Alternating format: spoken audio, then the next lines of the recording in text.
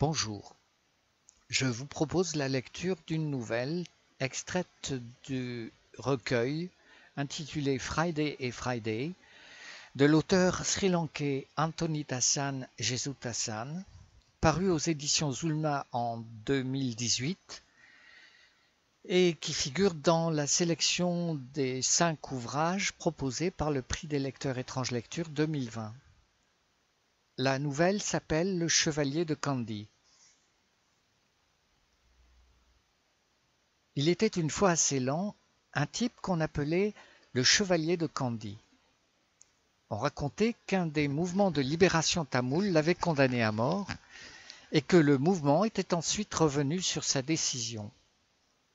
Je ne sais rien de plus à propos du Chevalier de Kandy. C'est un cas exceptionnel dans l'histoire de notre lutte.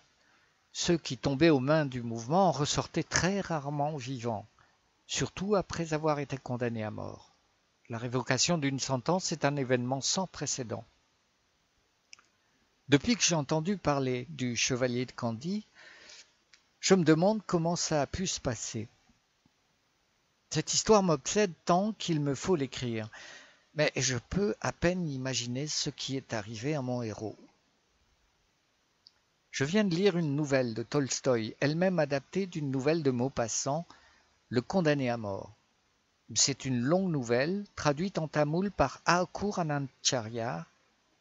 L'histoire se passe en 1897, celle du Chevalier de Kandy en 1984, assez lent, mais il m'a paru soudain qu'il aurait pu se dérouler de la même façon. Sinon, comment aurait-il pu échapper à la mort? Dites-moi un peu.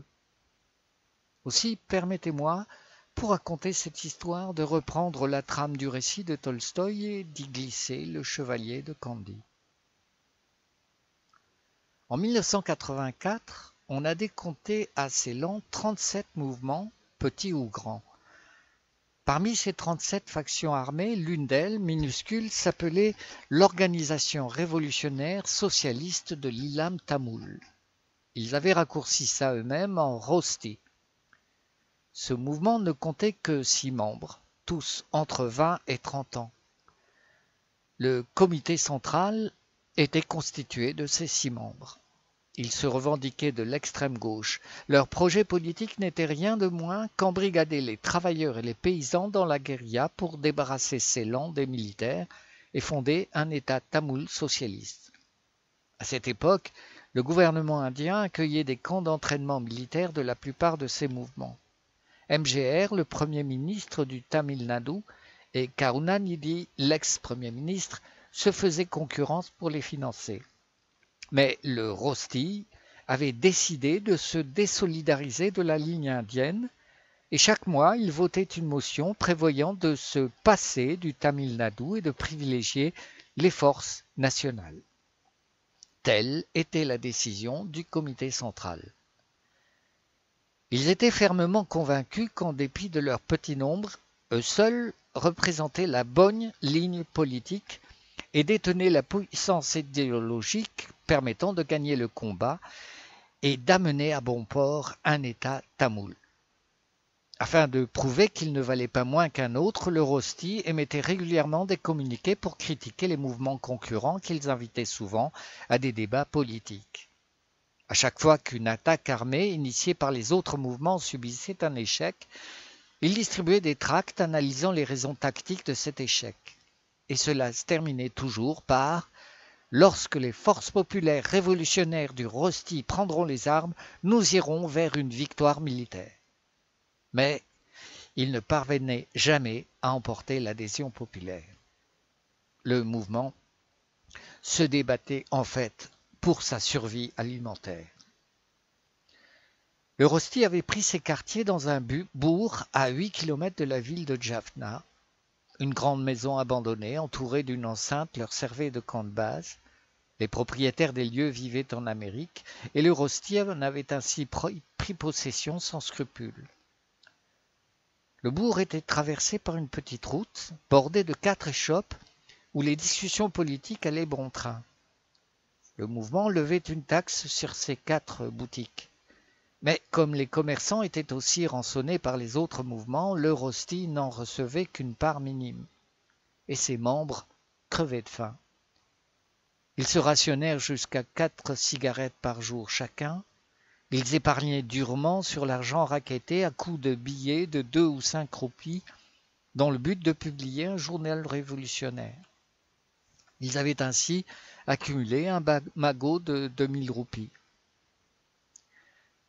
Un soir qu'ils faisaient la tournée des échoppes pour prélever leurs dîmes, ils trouvèrent la foule en train de tabasser un voleur surpris en flagrant délit.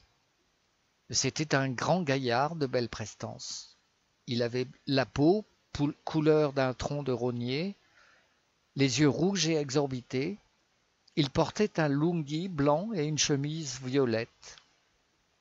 Malgré la bonne raclée qu'il venait de recevoir, il n'avait pas dit un mot, ni bougé d'un pouce. Après l'intervention du Rosti, le voleur fut mis à l'abri de la foule. Ils lui enlevèrent sa chemise et lui bandèrent les yeux avec.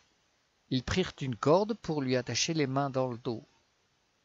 C'était bien la première fois qu'on voyait le Rosti en pleine action, et lorsqu'ils se présentèrent le lendemain pour collecter de l'argent, ils ne manquèrent pas de sentir le progrès de leur influence sur les masses. Alors qu'ils conduisaient le voleur à pied jusqu'à leur camp, en vue de l'interroger, surgit la Jeep verte du mouvement dominant. « Qu'est-ce qui se passe ?» demanda le chef. « Camarades, nous nous occupons de cette affaire.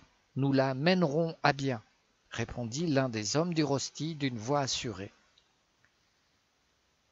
Une fois arrivé au camp, on fit asseoir le coupable par terre devant le comité central.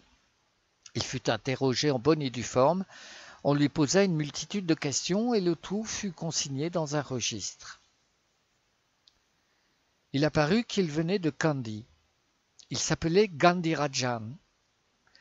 Dès l'abord, ça déplut aux membres. Ils décidèrent de le rebaptiser du nom de sa ville, Kandy. C'est ainsi que cela fut consigné dans le registre. Gandhirajan, qui n'avait pas émis un seul mot pendant la raclée, se mit à parler avec la plus grande libéralité devant le comité central. Il appréciait leur manière civilisée, leurs règles strictes. Ils écoutèrent son histoire bouche bée. Originaire de Sivagangai, dans le sud-est du Tamil Nadu, la famille de Gandhirajan était arrivée à Sri Lanka 2 siècles auparavant pour travailler dans les plantations de thé. À 10 ans, il fut envoyé à Jaffna comme domestique. Un fait surprenant dans cette affaire est que son employeur aussi l'appelait Kandy.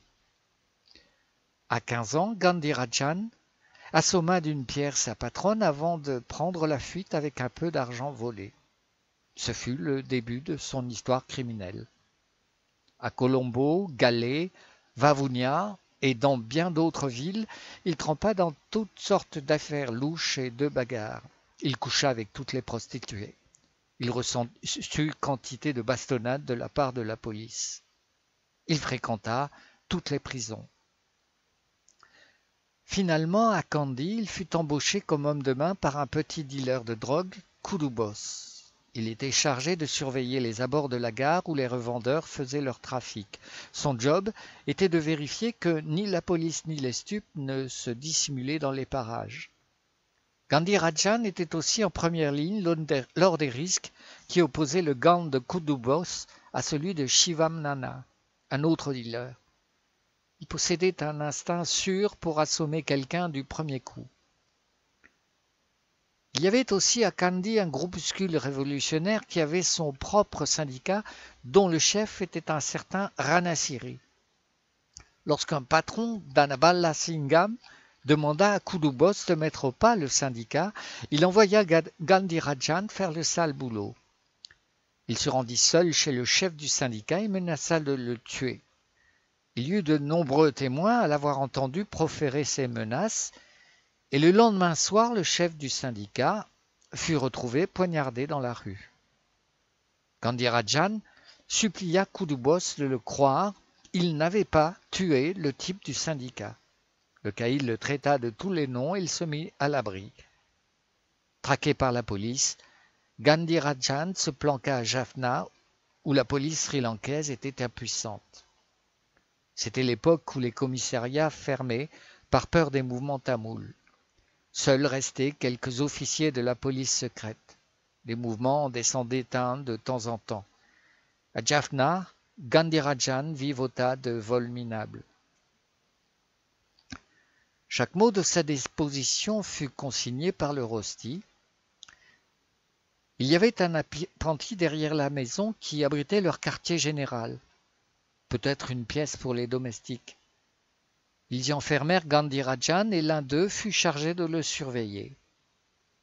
Les autres se réunirent pour analyser son témoignage et débattre de son sort.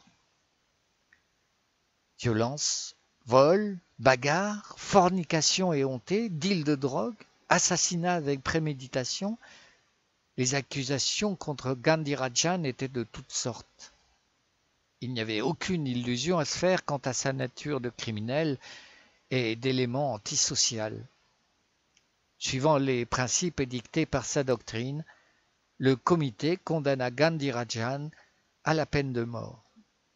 Ils décidèrent de l'attacher à un lampadaire sur la route du bourg et de le fusiller.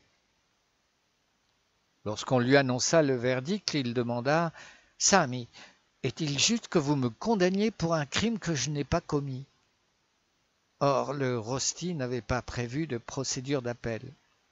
Le code préconisait une analyse approfondie préalable à toute décision, mais une fois l'arrêt rendu, il n'y avait plus de recueil possible.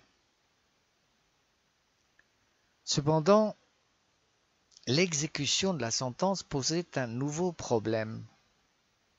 Il ne possédait aucune arme pour fusiller le condamné. Ils décidèrent de se tourner vers un autre mouvement. Ils envoyèrent quelqu'un demander combien coûterait la location d'un flingue et l'achat de 2 balles. L'autre mouvement répondit qu'il ne louait pas d'armes, mais qu'il pouvait leur envoyer un tireur d'élite pour mener à bien l'exécution, et quant au prix, il ne leur en coûterait que 10 000 roupies. Lorsque le rosti apprit cela, quel choc! Allons-nous dépenser 10 000 roupies pour ce criminel de Kandy? Où trouver ces 10 000 roupies? Il faut faire baisser le prix.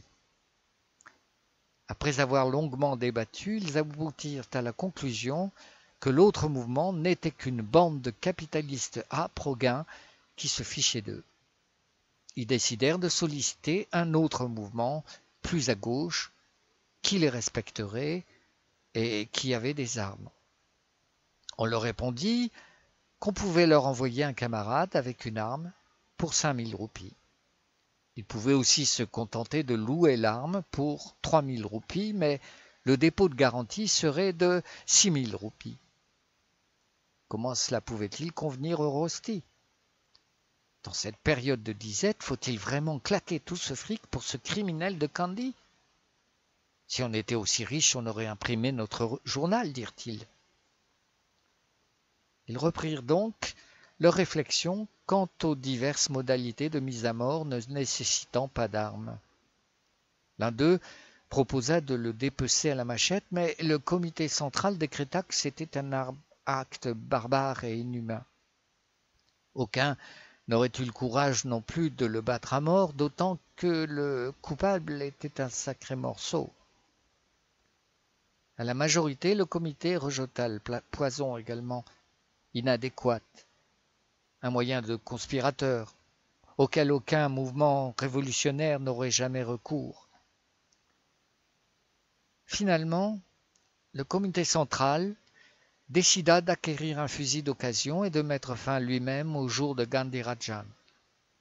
Mais ils découvrirent que même une arme datant de Pandaravaniyan, le dernier roi tamoul, coûtait encore 4 000 roupies.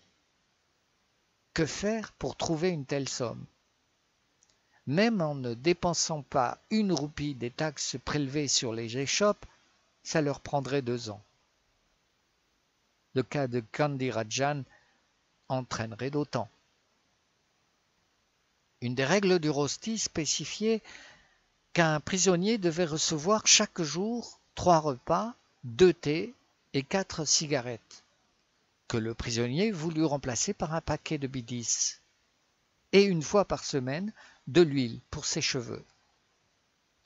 On lui servait la nourriture préparée au camp dans sa cellule à l'heure. Au bout d'un mois de ce traitement pénitentiaire et 3 repas quotidiens, Gandhi Rajan devint grassouillet et sa peau brillante. Il roupillait paisiblement la plupart du temps, sinon il fumait tranquillement. Au bout d'un mois, le rosti avait dépensé plus de 1000 roupies pour son entretien. Le comité central en fut ébranlé. À nouveau, ils se creusèrent la cervelle pour trouver comment compenser la dépense engendrée. Le comité central enragé de voir ce criminel engraisser sur le produit de la taxe populaire. Ils songèrent même à le libérer, mais hésitèrent en réalisant qu'il était plus grave de remettre un sociopathe en liberté que d'avouer l'échec de leur doctrine politique. Alors, un membre fit une proposition. Jusqu'à présent, nous avons surveillé le détenu 8 jours à tour de rôle. Arrêtons de le surveiller. Laissons-le s'échapper, ça sera la fin de nos tourments. Et s'il s'échappe, qu'est-ce que ça peut nous faire? Le mouvement n'aura plus à dépenser un sou pour lui. Dès le jour suivant, il n'y eut plus personne en faction devant sa cellule. La porte fut laissée ouverte. Lorsqu'arriva l'heure du repas, comme personne ne venait, Gandhi Rajan appela un grand cri. Il lui était insupportable d'avoir faim. Il sortit lentement de son réduit, jeta un œil ici et là, et se rendit dans la maison où il réclama à manger. Il retourna dans sa cellule avec son repas et mangea. Puis il fit la sieste. À 3 reprises dans la journée, il emprunta le même chemin, prit son repas, reçut thé et bidis et regagna son antre. Il passait le temps en toute quiétude. Il sembla bien qu'il n'eût aucune intention de s'enfuir. Combien de temps encore allons-nous endurer ce crétin? Se demandaient les membres du comité central. Celui qui avait proposé de lever la surveillance prit encore les devants. Même si nous le laissons faire, il ne s'échappera pas. Nous devons adopter la ruse. Il se dirigea d'un pas naturel vers la cellule. Il trouva le coupable assis, jambes croisées, tout au plaisir de fumer. Le voyant approcher, celui-ci éteignit la bougie par terre et la glissa derrière son oreille, puis il se leva avec respect. Le nouveau venu l'entreprit. « Pourquoi es-tu si sombre? Tu penses à ta famille, à ta femme, à tes enfants. Cette bande d'ânes, laisse-les là où ils sont, Sami. Comment peux-tu parler comme ça? Ils doivent s'inquiéter de ne pas savoir où tu es. Penses-tu, si j'étais avec eux, ils auraient bien plus de problèmes. Au moins ils sont tranquilles. Ça m'attriste de te voir dans cet état. Et même si tu dis ça, je vois bien qu'au fond de ton cœur, il te manque. Maintenant qu'il n'y a plus de sentinelles pour t'empêcher de t'enfuir, va-t'en. Si tu as besoin de fric pour le bus, je t'en donnerai. Je me débrouillerai avec les camarades pour qu'ils ne bougent pas. L'accusé, qui était debout, se rassit, jambes croisées au milieu de sa cellule. Puis il alluma une bougie et prit la parole. « Sami, ça n'est pas bien. Je ne peux pas trahir votre confiance. Vous avez enlevé le garde parce que vous me faites confiance. » Gandhi, c'est pas une histoire de trahison. Si de t'échapper, ça ne changerait rien pour nous. Et où est-ce que j'irai? Tout le monde sait que vous m'avez condamné à mort. Qui va me donner du travail? Tu peux me dire comment je vais m'en sortir? Me sentant très là, le membre du rosti fit demi-tour. L'accusé le retint. « Sami, s'il te plaît, ferme la porte derrière toi. Le comité central était à présent parfaitement conscient que le condamné n'avait aucune intention de s'enfuir. Ils parvinrent à une décision après une intense réflexion. Ils devaient à tout prix, quitte à engager leur tête, trouver une arme et se débarrasser de ce type. C'était l'époque où les mouvements attaquaient des banques. Aussi les membres du Rosti prirent-ils la résolution d'en braquer une pour enfin pouvoir acheter une arme et procéder à l'exécution. Ils ciblèrent la banque d'un village. Ils étudièrent tout avec le plus grand soin. Il n'y avait qu'un seul agent de sécurité et personne à la banque ni dans la rue avant 10 heures du matin. Le portail de la banque était toujours fermé. L'agent de sécurité s'y tenait, armé d'une matraque. Lorsque les clients arrivaient, il les filtrait pour les laisser passer un par un. Puis il refermait le portail. Lorsqu'un client sortait, il faisait entrer le suivant. Les membres du Rosti décidèrent de s'y rendre en voiture un matin à 9 heures en se faisant passer pour des officiers de la police secrète en civil. Ils entreraient dans la banque en prétendant qu'ils venaient arrêter une personne soupçonnée de terrorisme. Tel était leur plan. Il y avait cependant un hic. Les officiers de la police secrète parlaient tous cingalais, et pour embobiner l'agent de sécurité, l'un d'eux, au moins, devrait s'adresser à lui dans cette langue. Mais personne au sein du Rosti ne parlait cingalais. Au bout d'une journée de palabres sans fin, ils convinrent d'impliquer le coupable, Gandhi Rajan, dans l'attaque de la banque, car il le parlait très bien. Avec sa stature, il passerait aisément pour un officier de la police secrète. À côté de lui, les membres du Rosti, qui mouraient tous de faim, avaient l'air de pauvres hères. Le jour dit, les membres du Rosti volèrent un taxi et se dirigèrent vers la banque. Gandhi Rajan, très bien habillé, marchait en tête avec à sa suite 3 membres du Rosti. Un autre restait au volant, comme prévu. Au cours de sa vie, Gandhi Rajan avait subi les multiples interrogatoires et souvent était confronté à la police. Il tenait son rôle à la perfection. Ils constatèrent en arrivant devant l'agent qu'il était à présent armé d'un fusil. Ceux qui marchaient derrière Gandhi Rajan tremblèrent. Les jambes sciées, ils se regardèrent, l'air de dire « barrons-nous ». Évidemment, il disposait d'informations très précises sur la banque. La veille encore, le garde n'avait qu'une matraque, mais comme les attaques de banques s'étaient multipliées massivement dans le Nord, le gouvernement avait remis aux agents de vieilles pétoires à répétition. C'était impossible à prévoir. Pour autant, même après avoir vu l'arme, Gandhi Rajan continua d'un pas ferme. Il s'arrêta devant le garde qu'il salua brièvement. Celui-ci se mit au garde-à-vous et se tint immobile. Les officiers supérieurs doivent saluer les moins gradés d'un demi-salut, ce qui n'est qu'un simulacre. Gandhi Rajan lui adressa 2 mots en cingalais sur un ton péremptoire, et le portail fut grand ouvert. Une fois entré, il désarma l'agent avec sa main gauche, et de la droite, il le gifla violemment. Le garde tomba inconscient. Gandhi Rajan appela sa troupe à le suivre, et tandis qu'il brandissait le fusil, ils entrèrent rapidement. Canon pointé devant lui, il ouvrit la voie. Les 3 autres lui emboîtèrent le pas.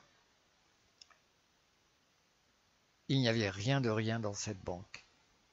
Après une fouille approfondie, ils ne trouvèrent que 100 roupies en petite monnaie.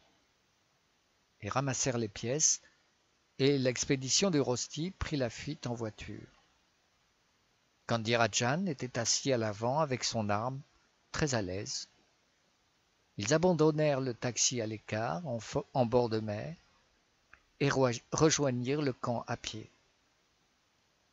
En arrivant, Gandhi Rajan se rendit directement à sa cellule, avec son fusil. Les membres du Rosti en furent consternés de peur.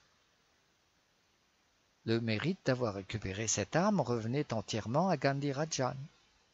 En vérité, le Rosti n'y était pour rien. L'admettre était assez humiliant. Ils avaient failli prendre la fuite en apercevant l'arme. La morale voulait qu'elle appartînt à Gandhirajan.